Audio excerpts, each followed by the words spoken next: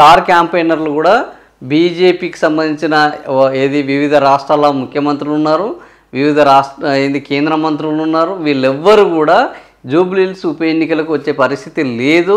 ఎందుకు రావట్లేదు అని అంటే ఒక రీజన్, ఈరోజు జూబ్లీహిల్స్ ఏ సర్వే చూసినా కూడా జూబ్లీహిల్స్కు కనీస డిపాజిట్ కూడా అంటే ఒక దానికి డిపాజిట్ రావాలంటే 16.6% ఓట్లు వాళ్ళకు పడాలి. ఎక్కడ చూసినా వీళ్ళు 10% కూడా దాటడం లేదు.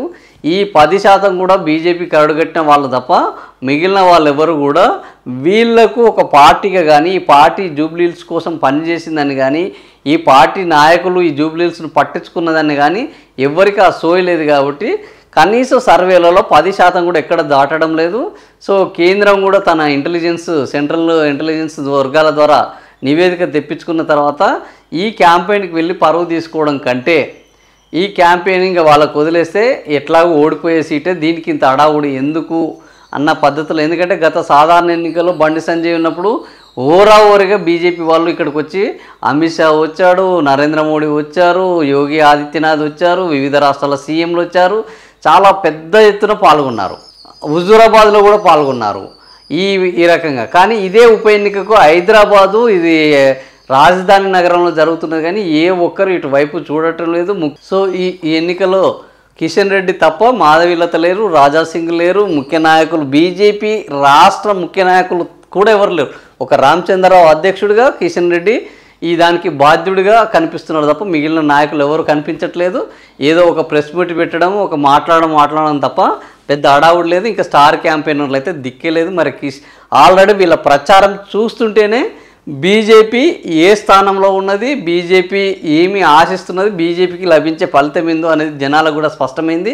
సో బీజేపీ ఓటర్లు కూడా ఇప్పుడు బీజేపీకి వేయాలన్నా లేకపోతే బీజేపీకి ఓట్లు వేస్తే ఇవి వృధా అయ్యే అవకాశం ఉన్నది, ఎట్లాగో ఓడిపోతుంది, కనీసం డిపాజిట్కి రాని పార్టీకి ఓటేయాలన్నా లేదా కాంగ్రెస్ బీఆర్ఎస్లలో బీజేపీ కరడుగట్టిన వాళ్ళందరూ ఎంఐఎంకు కాంగ్రెస్ పార్టీతోటి జతకట్టి ఉన్నది. కాబట్టి కాంగ్రెస్ పార్టీకి వేస్తే మేము ఎంఐఎం పార్టీకి వేసినట్టే అని వాళ్ళు బీఆర్ఎస్ వైపు మొగ్గు చూపే అవకాశం ఉన్నది.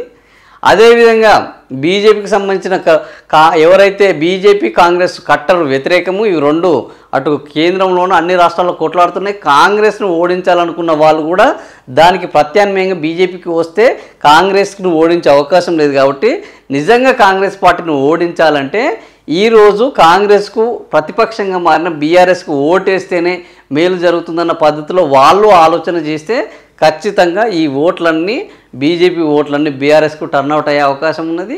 సో ఈ నేపథ్యంలో మరి ఆల్మోస్ట్ కాంగ్రెస్ అటు బీఆర్ఎస్ పోటాపోటీగా ఉన్నది. 3వ స్థానంలో అసలు డిపాజిట్ వస్తుందా రాదా? ఇప్పుడు ముఖ్యమంత్రి రేవంత్ రెడ్డి మీరు దమ్ముంటే డిపాజిట్ తెచ్చుకోండి గెలిచినట్టే అని కిషన్ రెడ్డికి సవాల్ చేసినంటే అటు వాళ్ళ సర్వేలోనూ ఇటు వీళ్ళ సర్వేలోనూ స్పష్టమవుతున్నది ఒకటే, బీజేపీ అనేది 3వ ప్లేస్లో ఉన్నది. ఆ 3వ ప్లేస్లో కూడా ఈసారి డిపాజిట్ వస్తుందా లేదా అనేది ఎన్నికల తర్వాత మనకు తేలబోతుంది.